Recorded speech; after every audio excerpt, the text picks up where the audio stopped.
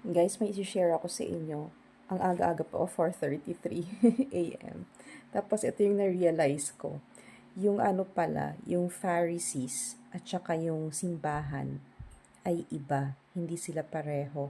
Kasi before, lagi kong iniisip na, 'di ba, since dun sa yung mga Pharisees, sila yung may mga hawak nung Torah, nung Bible, 'di ba, nung Old Testament. Since sila yung may hawak nun, ang alam ko is sila yung church. Tapos ngayon ko lang na-realize nung nasa Ephesians na ako, nasa New Testament na ako, na ang Pharisees pala is a Jewish religious group na para ang ino-observe nila ay yung law ni Moses. So, yun yung focus nila.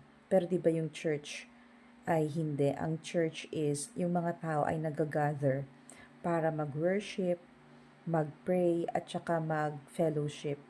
Diba? Kaya pala si Paul, si Apostle Paul, ay pinipersecute niya yung mga Christians kasi nga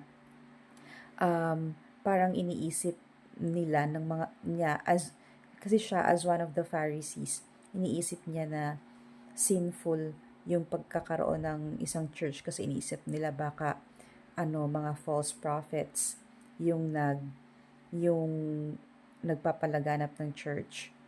So kaya siya nagpe-persecute ng mga Christians noon before siya maging apostle, before niya ma-meet si Jesus.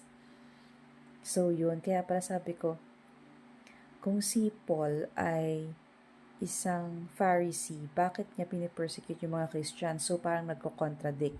Yun pala, dahil iba yung fino-focus ng Pharisees and ng church.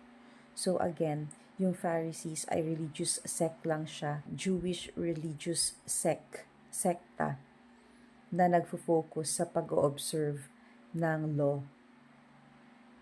Whereas yung mga Christians, which is the church, ay nag-gather para mag-worship and mag-fellowship and mag-pray.